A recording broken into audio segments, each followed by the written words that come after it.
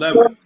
Montrance Ross, this question is for you, Lonzo and Dusty. Do y'all think crack and cocaine is still bringing down communities today?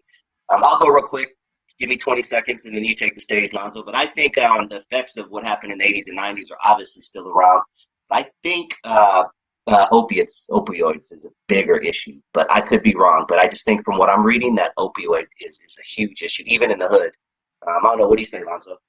Well, the effects of crack cocaine is still very prominent because a lot of guys are just getting out of jail. A lot of guys are just getting out of jail, or just getting rehab. I don't see it. I don't even know a good crackhead or crackheads no more.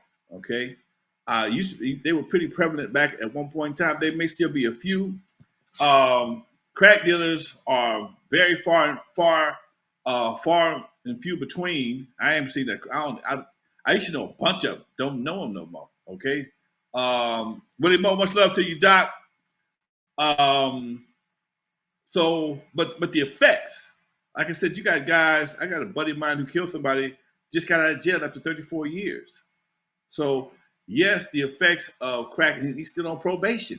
Going to be on probation for another 15 years. So the effects of crack cocaine is still very prominent in the community.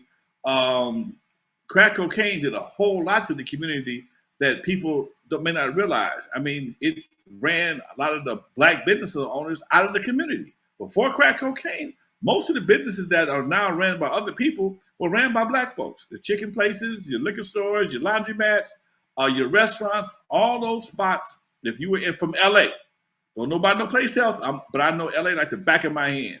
LA, after the '64 riots, had a big influx of black business. They had a lot of loans. People was going into business, and the Jewish community left LA after the riots. They got the hell up out of here. So black folks took over all those businesses. And then when crack came in, it created such a vicious situation between the crackheads and the dealers. Folks was getting robbed, getting killed. You know, crack created a vicious cycle of death and destruction. Not to mention the babies that it messed up. You had them crack babies that was born that would just cry for hours for no reason. They were born premature. The whole thing was messed up, man. And it just the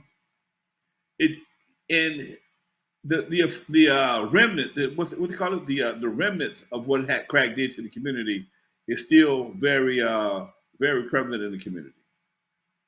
God, yeah, man, that's sad. Hope that answered your question. And you said something that I never heard anyone say until I started doing this show. That I agree 100%.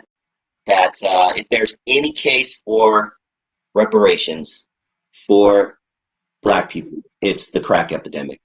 If ever. Okay, fine. Your great granddaddy didn't own slaves, but you didn't own none. But y'all all know what happened in the hood. You all know that Oliver North, Noriega, all of them got together. Reagan pulled the jobs out the community. Everybody knows the whole routine of what led to the crack epidemic. Before Reagan came into office, there were plenty of jobs in the community. You could leave your high school and go get you a job and retire from a good job at a auto plant, a tire plant, the post office, Douglas Aircraft, Todd Shipyard. Everybody in my family had a job there. All you needed was a high school diploma in most cases. Sometimes all you needed was a good, strong back, and you got a job. You might not promote, but you can get a job. You can take care of your family on one income. Okay? And Reagan came in and started shipping jobs overseas. The community's jobs got scarce. All of a sudden, here comes another source of income, but it came with another price. And that's the part people don't understand. It was a trap. It was a trap. Trap for the community. We were paid very handsomely to destroy ourselves. What they called it, meritorious. We talked about that. Yeah, it was a form, and I see it as a form of meritorious manumission. There you go. Okay? Damn, I can never say that. Meritorious manumission, where few people benefited from the demise of many. Okay, Mm. Back then in 1710, and we talked about this before, 1710, when they first passed that law for meritorious manumission, they had a situation where if you knew of somebody, if a group of blacks knew of a situation that was going to affect a white person, whoever told on the black folks got their freedom. Yep.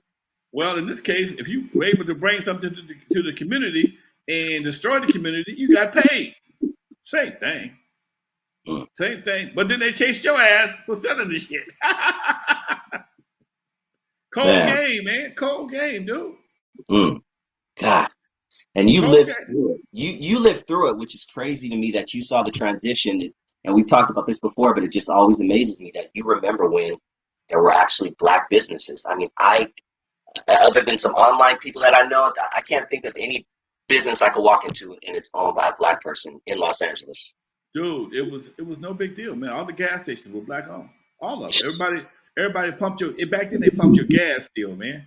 Yeah. All the pump jockeys pumped your gas, checked your tires, checked the air in your tires. They checked the oil in your car. If you wanted some cigarettes, they would come to your car, get the money, go buy the cigarettes, bring them back to you. Okay? Yeah. So it was a different era, Doc. It was definitely a different era. Thank you, D-Call, 1782, my bad, 1782. But yeah, that was a pivotal law. Now imagine that, man. There's a law that says you will get your freedom if you will allow folks, if you will keep us informed of what your people are doing. Yeah, they that's over 200. They do that shit in North Korea. In North Korea, if you know your neighbor's trying to escape or they're doing something they're not supposed to be doing, you're supposed to tell them. Basically, if you don't tell them, you get killed. But yeah, it's kind of the same shit. Yeah. So if you were planning something, they said at one point in time, they said over 200 revolts had been planned. Not one of them was successful because somebody snitched. Hmm. Okay, and if you was back then, if you planned a revolt, you finna get hung. Hmm. You finna get a visit from the sheep brothers. Man. Okay. So cold game, Doc. But again, man, if you look at the big picture and what we see right now, you got so many people pushing this lifestyle that's unattainable for most people.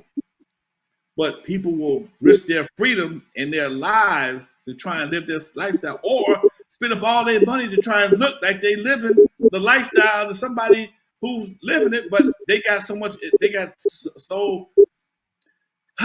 a head start.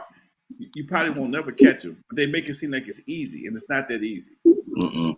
Okay, no. It's not that easy. No. Man, we're getting deep tonight, Lonzo. Ganju wrote, says, shout out, peace, Lonzo. And That's Dustin. my boy there. We got to talk. I'm gonna give you a call tomorrow, Doc. I'm running, but I'll give you a call.